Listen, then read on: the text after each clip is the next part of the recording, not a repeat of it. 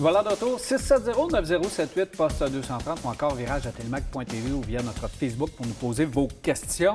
Mathieu, on a quand même passablement de questions. On y va immédiatement. C'est pas une question, c'est plutôt une remarque. OK. Il y a des gens qui m'écrivent. Il y en a deux qui m'ont écrit, mais surtout un monsieur qui veut savoir pourquoi on abandonne les lecteurs CD dans les voitures.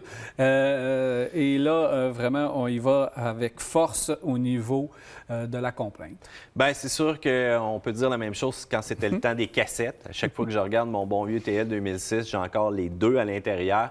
Mais de plus en plus avec la connectivité aussi au niveau de la technologie, les ports USB, l'intégration des appareils mobiles. Il faut suivre un petit peu cette technologie-là. Et on a des ports USB, oui, c'est rendu pas mal classique. On a des ports auxiliaires qui restent des bons vieux branchements d'outre-tombe. Mais on s'en vient de plus en plus aussi avec des connecteurs USB-C de nouvelle génération qu'on va voir dans les camionnettes RAM, dans les Jeeps. Donc, un autre moyen, encore une fois, de connecter ces équipements audio. Vous allez voir, ça va évoluer rapidement. OK. André nous demande, vous pensez quoi du Kicks de Nissan? Est-ce que c'est un bon achat, surtout à long terme? Alors, bon achat, oui. À long terme, je suis persuadé que ça va faire le travail. Par contre, il manque des petites choses dans le Kicks. On n'a pas placé la traction intégrale, il n'y a pas de choix de moteur non plus, pas de choix de transmission. Mais c'est souvent ça qu'on fait dans les véhicules, les mini-sports utilitaires. On réduit un peu le catalogue d'options pour garder ça le plus compétitif possible avec les gros véhicules qui sont dans la gamme, comme disons un Rogue ou ainsi de suite, qui reste quand même avec un prix très agressif aussi. Mais si vous avez besoin d'espace, on y va vraiment vers le Rogue. Beaucoup plus facile de loger des trucs à l'intérieur. Ah, là, tu sautes en saute un. Le cache-caille entre les deux. Et là, c'est ma prochaine question. OK. Monsieur Poulain, qui dit, j'hésite entre deux autos, le HR-V ou encore le cache-caille, le confort et le long terme. Donc, c'est deux véhicules pour le long terme. Ça, il n'y a aucun problème de ce côté-là, en tant qu'à moi. Le confort, le cache-caille va vous offrir un petit peu plus de confort, en roulement surtout, insonorisation, un petit peu plus de puissance aussi. Par contre, le HR-V, très logeable, très malléable au niveau des bancs. Donc, c'est deux très bons choix pour le long terme. Et HR-V qui devrait changer très bientôt. D'après moi, l'année prochaine, on va avoir des nouvelles là-dessus. Un redesign ou encore un rafraîchissement. Mais bon, ça s'en vient. On va devoir être un petit peu agressif avec le HR-V parce qu'il a fait beaucoup de bruit au début. Il y avait une grosse demande avec le HR-V. Il n'y en avait pas. Donc, les gens se sont tournés vers d'autres produits. C'est X3 qui avait plus un peu à l'époque. Alors, on a joué un petit peu avec la demande et l'offre et la demande du côté de chez Honda. Puis ça a peut-être joué un tour. C'est le feeling de conduite aussi que je trouve qu'on a négligé un petit peu avec le HR-V. Il me semble que c'est un beau petit véhicule, mais c'est pas si excitant que ça quand tu es derrière le volant. Et encore là, le restant de la gamme, tu parlais du Kicks, tu parlais du CX3, on parle du CHR aussi. Ils ont tous quelque chose de visuellement différent, puis encore là, du dynamisme un peu. C'est clair, net et précis. On regarde le Accord, on regarde le Civic. Ça s'en vient. C'est le next, c'est le prochain. Tu vois le prochain. C'est ça. C'est sûr qu'on va s'inspirer du succès de ces deux véhicules-là. Surtout que ça a été les voitures nord-américaines de l'année, puis les prix qu'ils ont rapportés. Faut pas manquer son coup. Fait que si tu veux pas rater ton coup, tu vas rester dans ce design-là. Alors, vous ne serez pas déçu. Regardez un Civic, puis vous voyez probablement le prochain HR-V. Éric, lui, demande si on... Hey, c'est une bonne question pour toi, d'ailleurs. Si on connaît la puissance et le moteur du Ford Ranger Raptor. Oh boy! Attends un peu. Est-ce que le Raptor est confirmé? Le Raptor, mode Ranger. C'est une excellente question et le Raptor n'est pas encore confirmé en sol nord-américain.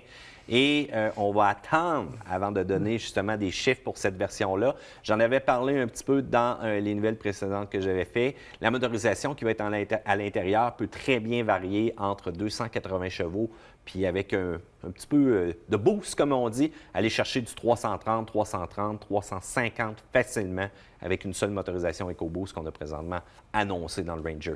Fait que ça serait facile de tout simplement acheter une petite programmation puis d'être capable d'avoir beaucoup plus de performance avec le même moteur. On n'embarque pas là-dedans, Mathieu. On n'embarque pas là-dedans. Je réponds à la question. De compagnie.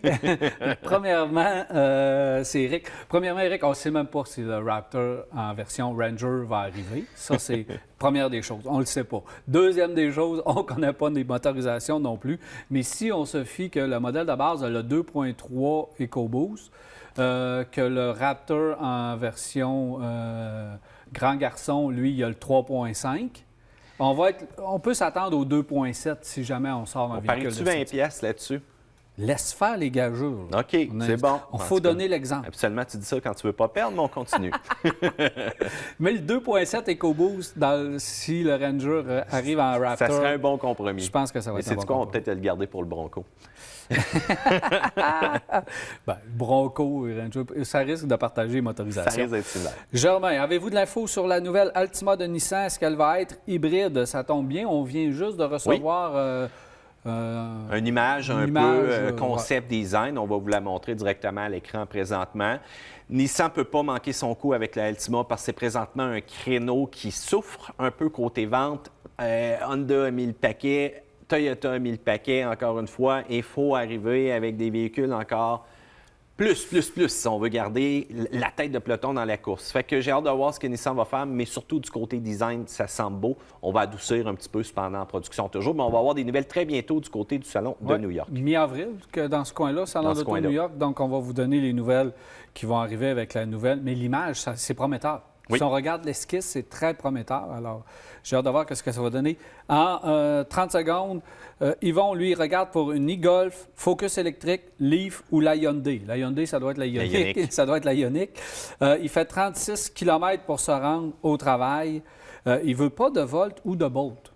Je ne sais pas pourquoi, cependant. Pourtant, c'est deux excellents véhicules. Peut-être une dent contre GM qui date de longtemps. Je ne suis pas au courant. Là. Je ne peux pas te dire. Mais dans les choix, évidemment, la Leaf, c'est 240 km d'autonomie. Donc, c'est la plus nouvelle, c'est la plus récente. C'est celle que moi, au niveau de l'autonomie, c'est la plus intéressante. La e-Golf, c'est la plus intéressante à conduire.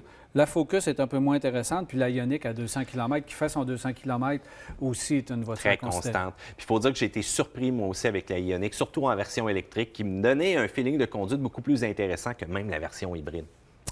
Merci beaucoup. Ça fait plaisir. Alors voilà, c'est déjà tout pour l'émission. J'espère que vous avez apprécié.